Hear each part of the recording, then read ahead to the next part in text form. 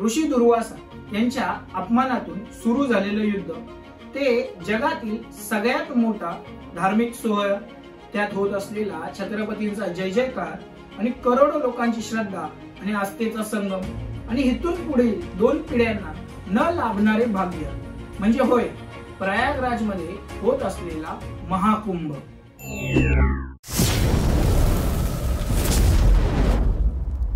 नमस्कार, आपण बोलत आहोत प्रयागराज मध्ये होत असलेल्या महाकुंभाबद्दल। हा महाकुंभ 144 वर्षांनंतर होत आहे। या महाकुंभापाठी काही पौराणिक कथा आहे। म्हणजे त्याचं झालं असं की ऋषी दुर्वासा हे देवदेवतांना भेटण्यासाठी गेले असताना तिथे त्यांना देवांचे देव इंद्र दिसले।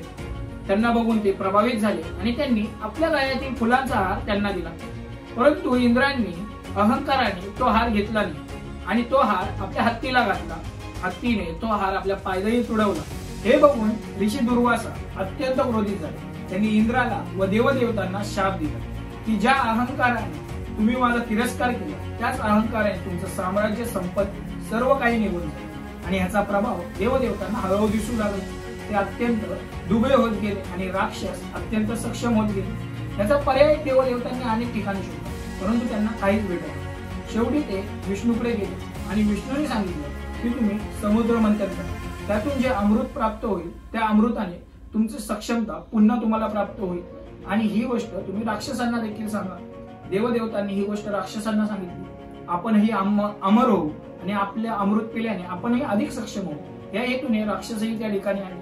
मग त्यानंतर समुद्र मंथन केलं गेलं आणि ह्या समुद्र मंथनामध्ये मंदार पर्वताला मंदिनी करून आणि वासूच्या नागाला रशीसारखं खेचून देव आणि राक्षसांमध्ये युद्ध झालं। आणि या युद्धामध्ये सर्वात प्रथम हलाहल विष बाहेर निघाला आणि हे हलाहल विष शंकर महादेवांनी पाषण केले आणि हे हलाहल विष पिल्यामुळे त्यांचा कंठ निळा पडला, म्हणून शंकर महादेवांना निळकंठही म्हटलं जातं। त्याचप्रमाणे अनेक गोष्टी यातून बाहेर पडल्या आणि शेवटी त्यातून एक कलश निघाला, तो अमृताने भरलेला होता आणि हा कलश घेऊन राक्षस आणि देवदेवतांमध्ये भांडण झालं। शेवटी इंद्राचे पुत्र जयंत यांनी हा कलश घेऊन ते पळाले आणि पुढे त्यातून काही 4 थेंब खाली पडले आणि ही पडलेले 4 थेंब ज्या ठिकाणी पडले त्याच ठिकाणी कुंभमेळा भरतो। कुंभमेळा म्हणजे काय हो, तर कुंभ म्हणजे अमृताने भरलेला कलश आणि मेळा म्हणजे अनुष्ठान, म्हणजे ज्या ठिकाणी धार्मिक अनुष्ठान भरतं त्याला कुंभमेळा म्हणतात। भारतामध्ये कुंभमेळा 4 ठिकाणी भरतो, एक हरिद्वार, प्रयागराज, उज्जैन आणि नाशिक। आणि हे कुंभमेळ्याचे स्थान नदीच्या काठी असतात, म्हणजे हरिद्वार मध्ये गंगा नदीच्या काठी, प्रयागराज मध्ये तर त्रिवेणी संगम असतो, त्यामुळे प्रयागराजला तीर्थराज देखील म्हणतात, म्हणजे गंगा, यमुना आणि लुप्त झालेले सरस्वती नदीच्या काठी। नाशिक मध्ये गोदावरी नदीच्या काठी आणि उज्जैन मध्ये कौसा नदीच्या काठी। तसेच कुंभमेळ्याचे काही प्रकार आहेत। पहिलं म्हणजे कुंभमेळा 4 वर्षांनी होतो, त्यानंतर अर्ध कुंभमेळा होतो तो 6 वर्षांनी होतो, त्यानंतर पूर्ण कुंभमेळा 12 वर्षांनंतर होतो आणि आता प्रयागराज मध्ये होत असलेला 144 वर्षांनी होणारा हा महाकुंभ आहे।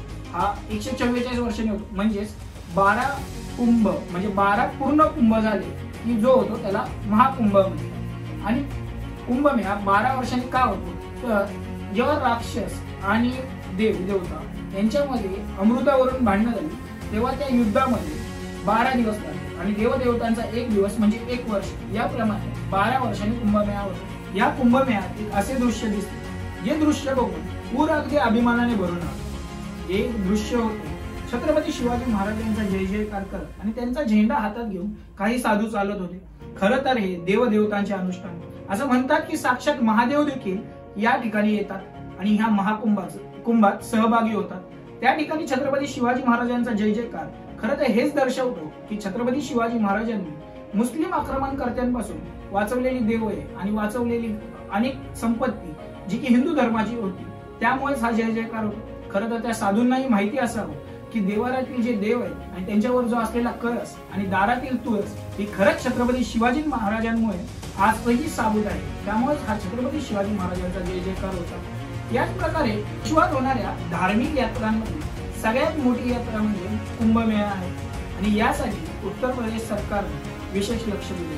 प्रयागराज मध्ये होत असलेल्या महाकुंभामध्ये प्रयागराज व त्याच्या आसपासच्या 67 गावांना जिल्हा घोषित केले। त्यामुळे जिल्ह्यामध्ये जी यंत्रणा असते ती कुंभमेळ्याला उपलब्ध होणार आहे। त्याच पद्धतीने 400 किलोमीटरचे रोड उत्तर प्रदेश सरकारने कुंभमेळ्याच्या आजूबाजूस बांधलेले आहेत. त्याच पद्धतीने 13,000 ट्रेन देशभरातून कुंभमेळ्यासाठी विशेषतः सोडण्यात आलेले आहेत. उत्तर प्रदेश सरकारचं 5,000 कोटीचं बजेट या कुंभमेळ्यासाठी आहे. त्यातून त्यांना 25,000 कोटी रुपये मिळतील असा त्यांचा अंदाज आहे आणि त्यामुळे राज्याची आर्थिक जी स्थिती आहे ती अधिक सक्षम होईल असं यातून दिसून येतं. त्याच प्रकारे येथील येणाऱ्या भाविकांची सोय सुविधा होण्यासाठी किंवा त्यांची जी व्यवस्था आहे ती बघण्यासाठी 10,000 कर्मचारी हे उत्तर प्रदेश सरकारतर्फे ठेवण्यात आलेले आहेत. कुंभमेळा म्हणजे नक्की काय? अनेक संत अनेक गुरु या ठिकाणी येतात, त्यांचे वेगवेगळे आखाडे असतात, त्यात अनेक कथांचे कथन केले जाते. ते कुंभमेळा संपल्यानंतर कुठे जातात हे कुणालाही माहिती नाही. अनेक लाखो लोक या कुंभमेळ्यात येतात, त्यांची वेगळी श्रद्धा वेगळा विश्वास या ठिकाणी असतो. परंतु कुंभमेळ्याचे वर्णन करायचे झालेच तर त्याचे एका वाक्यात वर्णन हेच आहे, कुंभमेळा म्हणजे आस्था, अध्यात्म आणि एकता याचे प्रतीक म्हणजेच कुंभमेळा. धन्यवाद.